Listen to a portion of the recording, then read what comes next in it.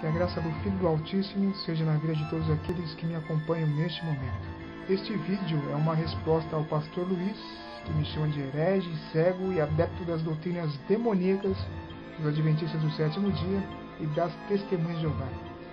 Só que aquilo que ele chama de doutrinas demoníacas é conhecido pela própria Igreja Católica como teologia clássica. A Maria Zélia de Porto Alegre, padre, diz assim: a pessoa quando morre fica dormindo até a ressurreição dos mortos? Essa é boa. Sabe que eu tinha um aluno evangélico na aula de Mariologia, eu era professor de teologia sobre o significado da figura de Maria, e chama Mariologia. E aí tudo ia muito bem, nos dogmas, até a Imaculada Conceição, até a Assunção, não tinha problema.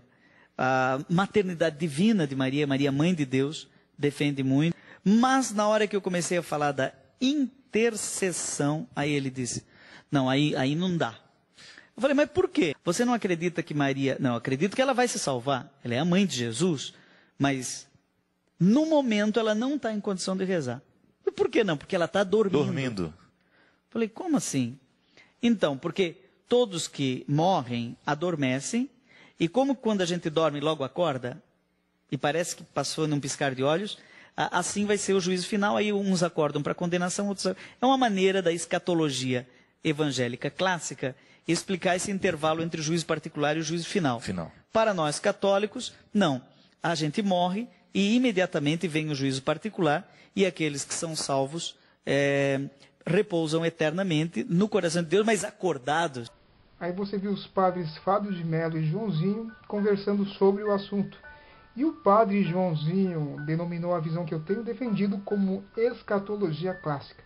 Todos que morrem adormecem, e como quando a gente dorme logo acorda, e parece que passou num piscar de olhos, assim vai ser o juízo final, aí uns acordam para condenação, outros... É uma maneira da escatologia evangélica clássica explicar esse intervalo entre o juízo particular e o juízo final. Pois no período da Reforma na Idade Média, a teologia clássica era usada pelos reformadores para refutar o dogmatismo da Igreja Católica.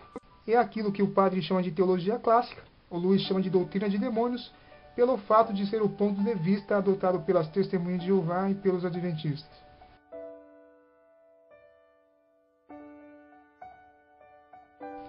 Ele diz que eu estou ajudando Satanás a iludir a humanidade, ao mesmo tempo que defende um dogma romano. Não. Para nós católicos, não. Para nós católicos, não. A gente morre e imediatamente vem o juízo particular. Será que as Testemunhas de Jeová e os Adventistas estão errados em se absterem de um ensino dogmatizado pela Igreja de Roma? E este debate envolvendo imortalidade, imortalidade ou imortalidade e ressurreição, ele não veio à tona com os Adventistas ou as Testemunhas de Jeová. Em Atos 17, vemos o apóstolo Paulo, no seu discurso no Areópago, discutindo com gregos filósofos que tinham um conceito de imortalidade enraizado neles, porque a imortalidade da alma é uma crença grega. E Paulo ali defendia a doutrina da ressurreição dos mortos. E no Areópago se deu o primeiro debate envolvendo imortalidade e ressurreição. Foi depois da morte de Paulo e de todos os apóstolos que, aos poucos, o conceito grego foi sendo introduzido na igreja. E no quarto século surgiu o bispo São Agostinho de Hipona, um padre e teólogo do catolicismo, que, influenciado pelos ensinos de Sócrates e Platão, distorceu radicalmente o verdadeiro sentido da mensagem do reino quando escreveu a sua obra A Cidade de Deus, afirmando que o reino era a Igreja Católica Romana e defendendo a ideia de almas imortais no céu, no inferno e no purgatório. E a sua teologia tornou-se padrão para a Igreja. Mas o debate não parou por aí. Sempre houve aqueles que se posicionaram a favor da teologia clássica, rejeitando a imortalidade da alma.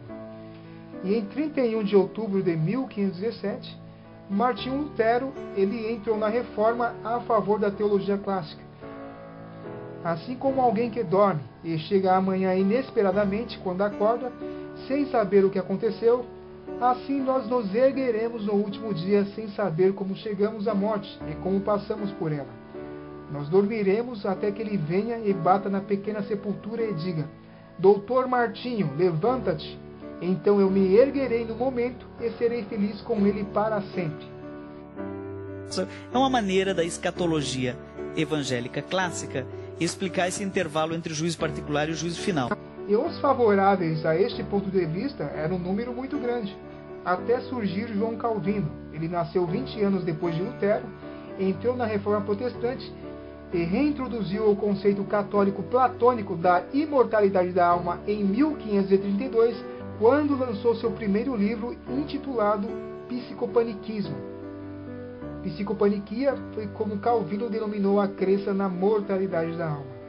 E ele nesta obra criticou os comentários de Lutero a favor da mortalidade da alma e ridicularizou todos os que acreditavam na morte como um sono, chamando todos de tagarelas, loucos, bêbados, sonhadores que não sabiam ler as Escrituras. Ele ensinou que a passagem do rico e do Lázaro não era uma parábola, mas a maneira de escrever o destino dos justos e injustos, que as pessoas ao morrerem vão direto para o céu ou para o inferno. Isso porque na época os livros apócrifos eram usados para provar que este conceito de seio de Abraão era uma crença dos fariseus. E João Calvino, na sua obra Psicopaniquia, ele ensinou que o corpo é a prisão da alma e que a alma é posta em liberdade antes da morte. E Calvino era um homem muito persuasivo.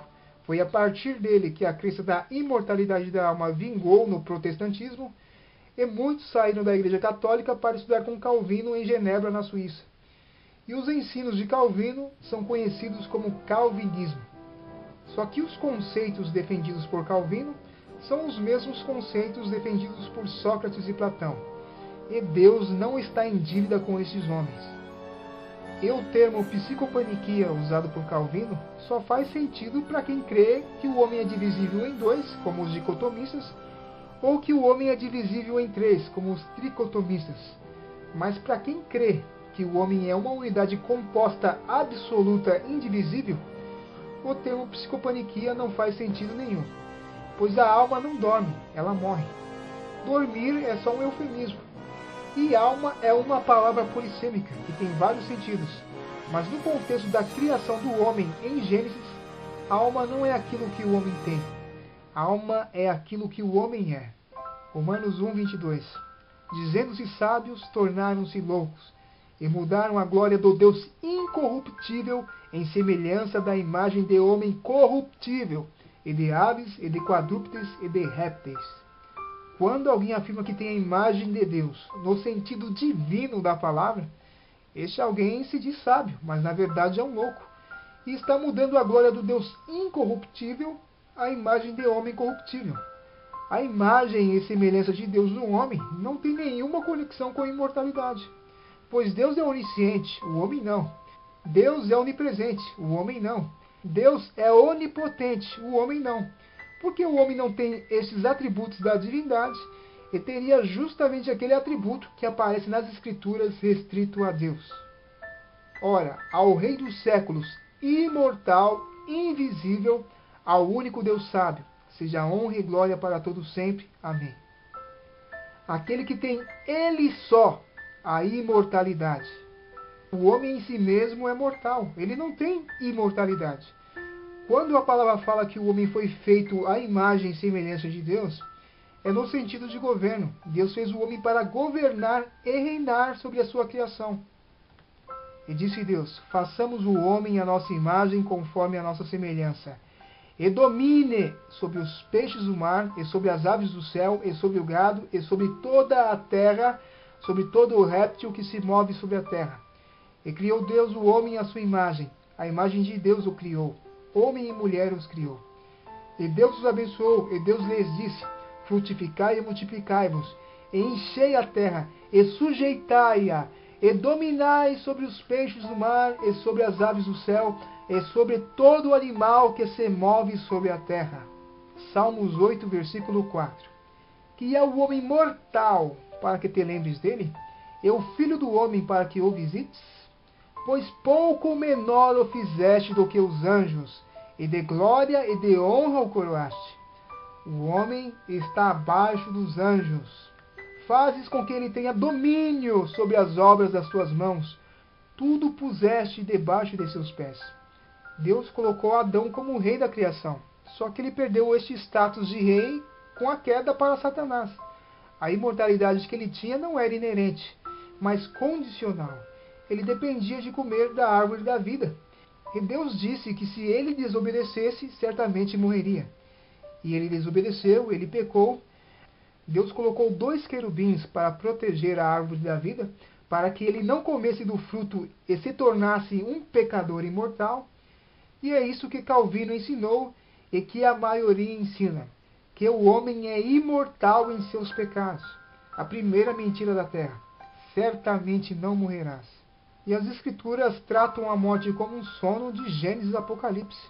E o próprio Jesus comparou a morte como um sono, ao falar da morte de Lázaro. João 11, versículo 11. Lázaro, o nosso amigo, dorme, mas vou despertá-lo do sono. Disseram, pois, os seus discípulos: Senhor, se dorme, estará salvo. Mas Jesus dizia isso da sua morte. Eles, porém, cuidavam que falava do repouso do sono.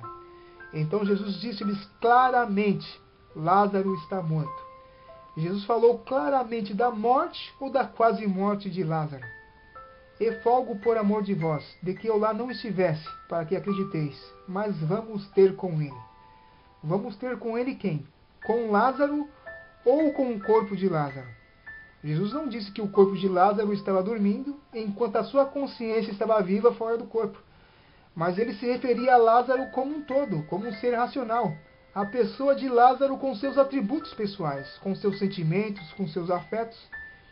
E Lázaro ressuscitou depois de 4 dias morto e não contou nada acerca de uma experiência de quase morte, de ter ido ao céu, ou ao inferno, ou ao seio de Abraão. E aqueles 4 dias foram como um sono, como um abrir e piscar de olhos. Assim como 1000 anos para o Senhor é como um dia, entre a morte e a ressurreição é como um abrir e piscar de olhos. É tão rápido que não dá tempo para ser atormentado no inferno.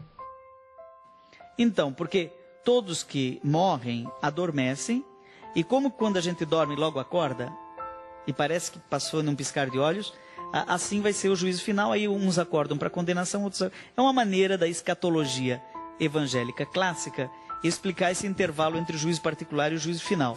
Só que o Luiz, por desconhecer os fatos históricos, rotula isso como doutrina de demônios, e usa a tática de pressão, conforme disse Clark Pinnock. Parece que um novo critério para a verdade foi descoberto, segundo o qual, se os adventistas ou os liberais mantêm algum ponto de vista, esse deve estar errado. Aparentemente, a defesa de uma verdade pode ser decidida por sua associação e não precisa ser testada por critérios públicos em debate aberto. Tal argumento, conquanto inútil em discussão inteligente, pode surtir efeito com os ignorantes que são ludibriados por tal retórica.